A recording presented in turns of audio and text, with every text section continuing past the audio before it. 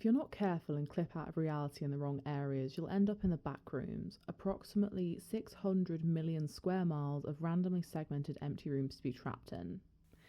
Chances are, if you clicked on this video, you recognise this post.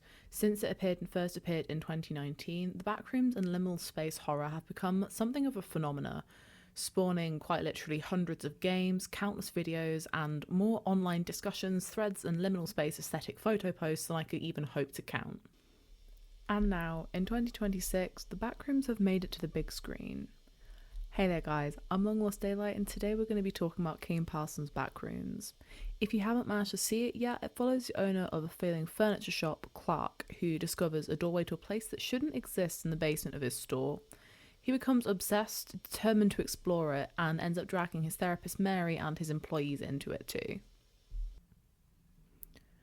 To start, this film is doing some great things with visuals.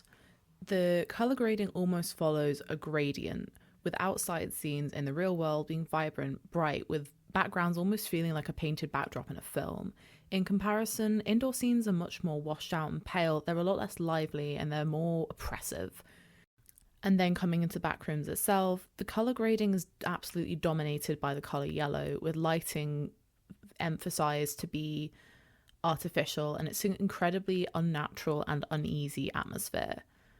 There are some really interesting visual sequences as well, for instance, showing a room slowly distorting and sort of gaining entropy until it resembles the Backrooms, as it's a sequence as the camera sort of sinks through the floor and just loops through the same room over and over again as it gradually just stops making sense, and it's just a really interesting visual.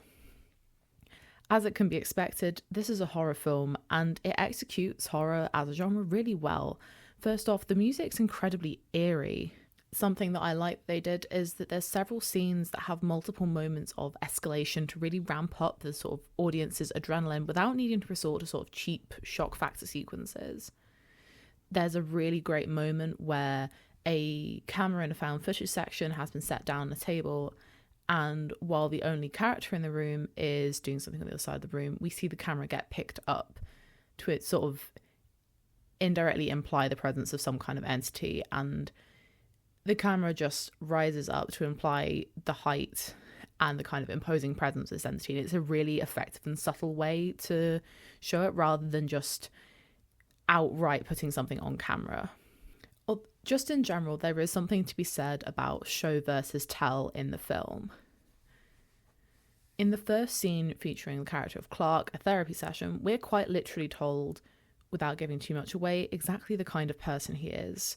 In comparison, Mary's backstory is inferred by the audience through flashbacks and memories, and we get a really clear idea of her motivations and like her internal world indirectly without being just told, which is really nice as an audience member. There is a really nice mixture of showing and implying graphic sections of sort of horror sequences where there's a nice mixture of close detail and kind of hiding stuff. It just really drives up the eeriness and that sort of discordant feel. Now, I am going to get into a couple of more bigger spoilers now, so if that's something you want to avoid, I'll pop a timestamp in the description and you can skip this section. Or if you want to watch the art in the background, just mute me. I won't take it personally, so spoilers incoming in 3, 2, 1. This might be a bit controversial, but I really like the decision of this being a character-driven film rather than just vibes, with entirely the setting of the Backrooms driving the horror elements. I like how the character backstories and like the issues experienced by the characters tie into the Backrooms really well, with these sort of overarching themes of repetition, especially with the contrast between Clark embracing it and Mary trying to escape. It really parallels their character arcs, and I think it's just very well executed. I like the themes tying together Clark's therapy sessions in the real world, Mary's past in the flashbacks, and the scenes within the Backrooms together with these themes of memory and change and cycles and escaping them. They're deeply human themes, and I think that's part of what makes the film very engaging and quite terrifying. Now, look at me. Take my hand. I'm going to need you guys to we're going to need to use our critical thinking and our nuance, and we're going to be really mature about this, okay? Clark isn't a good person, but he's a very compelling character. Even though we already know how he treats other people and the kind of person he is in his personal life, it's hard not to get swept up in his excitement as he shows his map to Mary or investigates the backrooms with Kat and Bobby. This is at least in part due to the fact the acting in the whole film is great. And I do like that they incorporated the nuance of having a character who is a bad person still be compelling and fun to watch on screen. But like I said, I really like the decision to make this a character-driven film, although I have seen a lot of negative reviews specifically because the film isn't a direct adaptation of Parsons' YouTube series. But comparison is, as they say, the thief of joy. Backrooms is a very good horror film in its own right. Even saying that, there's a lot of nods within the film to other Backrooms media. There's a handful of sequences and camera shot that directly mirror stuff from the YouTube series. There's some really fun, nostalgic moments where they borrow chord progressions and motifs in the soundtrack from tracks that are associated with the Backrooms that you'll see a lot on social media. There's a lot of sections of set that mirror famous liminal space photos, and although I've seen people complain that the set was sort of only the yellow office style of space rather than incorporating other types of liminal spaces, I'm personally in favour of the cohesion that this gives the film. I think while talking about this as an adaptation, it is really important to think about the differences between short film and video formats and feature-length films. Ultimately, a film needs to keep the audience's attention for 2 hours.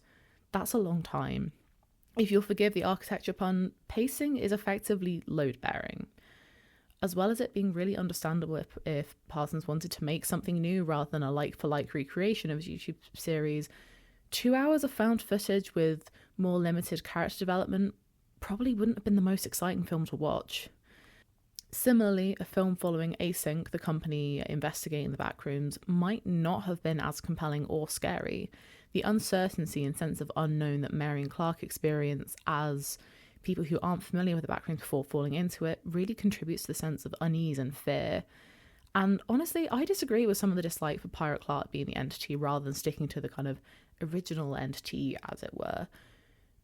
Look, face it, we get to see a man get cannibalized and mauled by the physical manifestation of his own worst traits. It doesn't get much better than that in horror.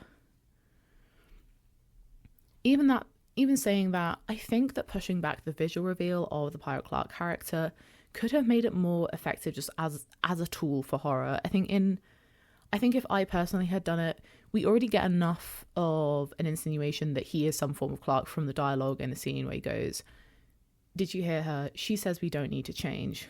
We've already been told that this entity is somehow tied to Clark. So I think pushing back the visual reveal to the moment as they're in the replica at the furniture shop would have been really effective. That's not to say it's not good in the finished product of the film, but I think they could have made it worse in a horror sense, not as in bad, just through like the contrast and the kind of irony. I know that not everyone has been super keen on the whole character of Pirate Clark, but I think the almost cartoonish, exaggerated nature of it just really works to make him even creepier and more jarring just through contrast. I will say that the pacing isn't always perfect in the film, and the characters of Kat and Bobby don't really feel as fleshed out as Mary and Clark.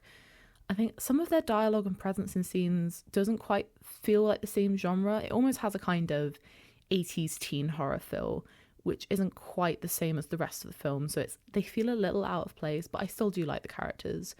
Similarly, Async, like I said, the company researching the backrooms, don't really feature enough to feel properly rooted in the story. Obviously, if you're already someone who's knee-deep in the kind of extensive lore and other content for the backrooms, this won't be a problem, but other audience members that haven't seen that might feel a little confused, and I think they could have done with having either a stronger presence in the film or being absent completely. Even keeping that in mind, I like the ending sequence. I like how it ties together the sort of memories nature of the backrooms that's discussed earlier in the film with Mary's backstory and the themes of letting go and, as she puts it, opening the window. This is the same as the sequence where she beats Pirate Clark with the concrete handprint in order to escape. It's really symbolic of her letting go and being able to move on, which is a really stark contrast with Clark giving up and refusing to change. Just in general, Backrooms is a really transformative take on the internet phenomenon of liminal horror. It manages to blend more traditional physical horror ideas with a greater psychological commentary on responsibility and the human condition. It has a fantastic acting cast and an incredible physical set, as well as absolutely nailing the horror genre. So overall, I'm going to give Backrooms an 8.5 for quality and a 9 for enjoyment. I think this is another case where, if I had the time, I could have pretty much written a massive essay on the themes in this film, which unfortunately I don't have the time to do that, and you guys probably wouldn't watch it because it would be a very boring video. If you enjoyed this video, please consider giving it a like, and if you're interested in more film stuff, horror art, whatever else I end up doing in the future, please subscribe. I hope you can join me next time, and until then, have a lovely day or night wherever you are. See ya!